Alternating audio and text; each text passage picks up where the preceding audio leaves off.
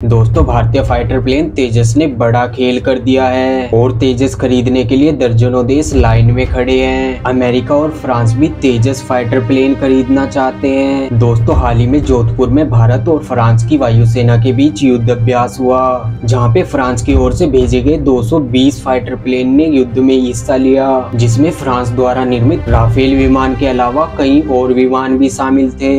लेकिन दोस्तों इस युद्ध अभ्यास में पूरी दुनिया तेजस के कारनामों से हैरान रह गई। यहाँ तक कि तेजस का शक्ति प्रदर्शन देखकर फ्रांस तक सदमे में है। तेजस के सामने सुपरसोनिक फाइटर प्लेन की चमक भी फीकी नजर आई। और दोस्तों तेजस के इसी कारनामे से दुनिया भर के देशों की तेजस को खरीदने के लिए होड़ सी मच गई। दोस्तों तेजस खरीदने के लिए दुनिया भर से ऑर्डर पर ऑर्डर आ रहे हैं। दोस्तों जिस तरह से तेजस का प्रदर्शन रहा और जिस तरह से तेजस के ऑर्डर पर ऑर्डर आ रहे हैं, उसे लेकर फ्रांस, रूस और अमेरिका तक शर्मिंदा है, क्योंकि भारत ने फाइटर प्लेन बनाने और उसे निर्यात करने के क्षेत्र में पहली बार कदम रखा है। और आते ही भारतीय फाइटर प्लेन का ऐसा रौद्र रूप पूरी दुनिया को परेशान कर रहा है। दोस्तों तेजस को निर्यात करने के लिए भारत को पहले ही कई ऑर्डर मिल चुके हैं और इस युद्ध अभ्यास के बाद कई और देशों का नाम इसमें जुड़ा है। दोस्तों तेजस ने पूरे देश का सीना चौड़ा किया है, क्योंकि भारत जिन देशों से हथियार खरीदा करता था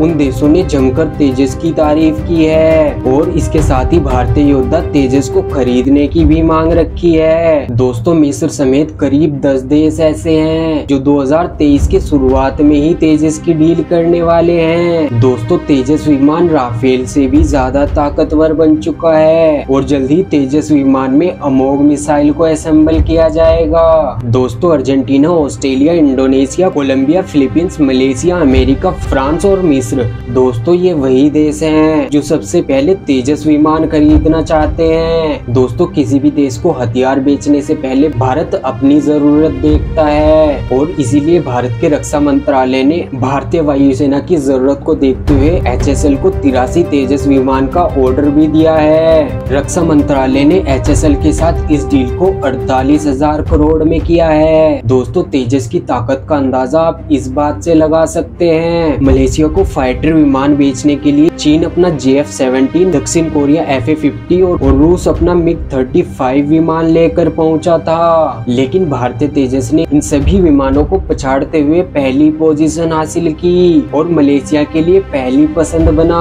असल में दोस्तों भारतीय सेना में हल्के विमान शामिल करने की जरूरत 1983 में महसूस हुई और भारतीय सरकार की तरफ से अनुमति मिलने के बाद भारत के रक्षा वैज्ञानिक पूरी मेहनत से इस पर काम करने लगे।